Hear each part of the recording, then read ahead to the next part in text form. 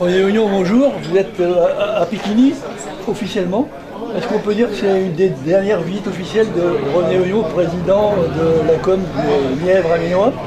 Oui, c'est effectivement une des dernières visites, puisque au mois de mars 2026, n'étant plus candidat à la mairie au conseil municipal de Pulsecourt, je ne pourrais plus prétendre être le président de la com de com, donc effectivement c'est une des dernières visites. Aujourd'hui, vous êtes présent sur le chemin du village pour l'inauguration de logements insolites. C'est quand même bizarre, logement insolite à Piquigny.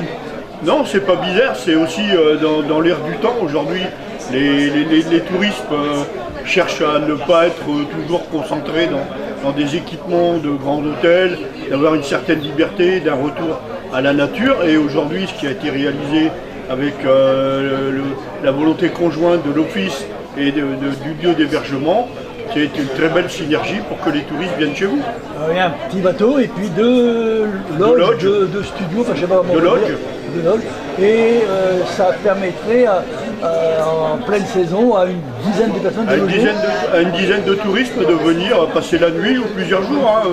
Il n'est pas interdit de passer plusieurs jours. Les touristes pourront bénéficier de la cuisine, pourront bénéficier des sanitaires, pourront bénéficier de la douche, et on a aussi des équipements qui permettront, si c'est des gens qui viennent à vélo, de pouvoir ranger leur vélo et réparer leur vélo. Si quelqu'un dit je veux 3 semaines au mois d'août, vous accepteriez? C'est un peu plus compliqué, c'est en fonction comment dirais-je, de l'agenda et du planning. Bien sûr. Le but, c'est de faire découvrir notre territoire. Si on le cloisonne en disant on prend des gens 3 semaines, ça veut dire qu'il y a peu de roulement, et ce roulement ne serait pas efficace pour faire découvrir l'ensemble du territoire. Et nous sommes à 2 pas de la base nautique de Piquigny, qui est un lieu, j'allais dire mythique, puisque c'est un lieu emblématique. Du canoë-kayak dans le nord de la France. On a des bassins, c'est sûrement le bassin le plus sélectif qui existe dans la région, et pas seulement des Hauts-de-France, aussi de Normandie, etc. Puisque par exemple, il y a des championnats officiels régulièrement. C'est une belle journée quand même, parce qu'on s'aperçoit que tous les maires des environs sont venus, donc ils sont intéressés. Ça veut dire que le conseil communautaire, de la manière dont il est mené, je ne voudrais pas que mes suis disant, ça veut dire aussi que chacun y trouve de dire on partage un certain nombre d'idées, et ces idées sont reprises par des votes positifs et qui amènent à faire des projets. Donc quand on chamaille, on n'amène rien. La solidarité, elle est là. Être solidaire de tous les projets qu'on a.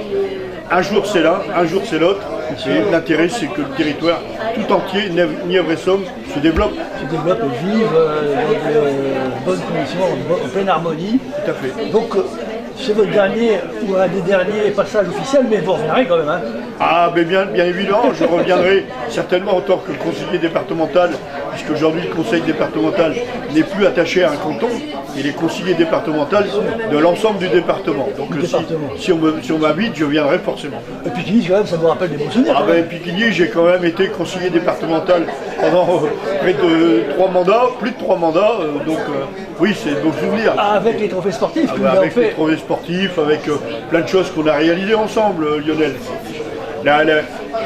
Les profs cyclistes, les boucles du canton, que je regrette aussi, mais voilà, la vie a changé, les choses elles évoluent, et nous on évolue aussi avec le temps, parce qu'on est aussi, nous, en train de vieillir, les amis.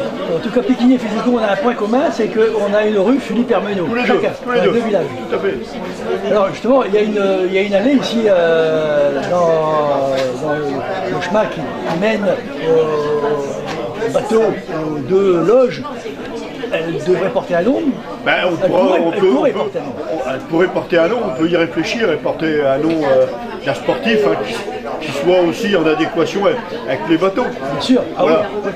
On a aussi un nom de rappel de l'époque, Jules Verne. Oui, Jules Verne. Tout à fait. C'est un beau souvenir quand même. Un beau souvenir.